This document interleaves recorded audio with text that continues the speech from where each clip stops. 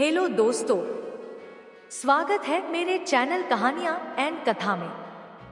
आज हम सुनेंगे एक कहानी जब सत्यभामा को हुआ रूप का घमंड। श्री कृष्ण भगवान द्वारका में रानी सत्यभामा के साथ सिंहासन पर विराजमान थे। निकट ही गरुड़ और सुदर्शन चक्र भी बैठे हुए थे। तीनों के चेहरे पर दिव्य तेज झलक रहा था।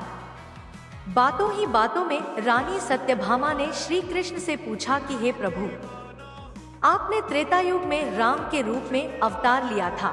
सीता आपकी पत्नी थी, क्या वे मुझसे भी ज्यादा सुंदर थी? द्वारकाधीश समझ गए कि सत्यभामा को अपने रूप का अभिमान हो गया है।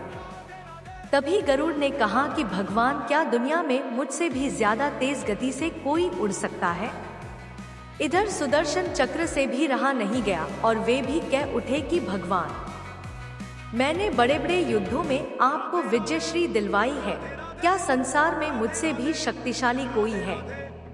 भगवान मन ही मन मुस्कुरा रहे थे। वे जान रहे थे कि उनके इन तीनों भक्तों को अहंकार हो गया है और इनका अहंकार नष्ट करने का समय आ गया है। ऐसा सोचकर उन्होंने गरुड़ से कहा कि हे गरुड़, तुम हनुमान के पास जाओ और कहना कि भगवान राम माता सीता के साथ उनकी प्रतीक्षा कर रहे हैं। गरुड़ भगवान की आज्ञा लेकर हनुमान को लाने चले गए। इधर श्री कृष्ण ने सत्यभामा से कहा कि देवी, आप सीता के रूप में तैयार हो जाएं, और स्वयं द्वारकाधीश ने राम का रूप धारण कर लिया। मधुसूदन ने सुदर्शन चक्र को आज्ञा देते हुए कहा कि तुम महल के प्रवेश द्वार पर पहरा दो और ध्यान रहे कि मेरी आज्ञा के बिना महल में कोई प्रवेश न करे। भगवान की आज्ञा पाकर चक्र महल के प्रवेश द्वार पर तैनात हो गए। गरुड़ ने हनुमान के पास पहुंचकर कहा कि हे वानर श्रेष्ठ, भगवान राम माता सीता के साथ द्वारका में आपसे मिलने के लिए प्रतीक्षा कर रहे हैं। आप मेरे साथ चलें। मैं आपको अपनी पीठ पर बैठाकर शीघ्र ही वहां ले जाऊंगा। हनुमान ने विनय पूर्वक गरुड़ से कहा, आप चलिए, मैं आता हूँ। गरुड़ ने सोचा, पता नहीं यह बूढ़ा वानर कब पहुँचेगा। खैर, मैं भगवान के पास चलता हूँ।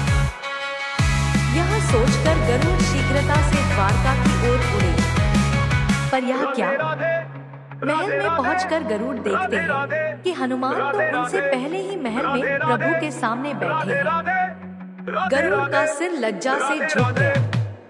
तभी श्री राम ने हनुमान से कहा कि पवन पुत्र, तुम बिना आज्ञा के महल में कैसे प्रवेश कर गए?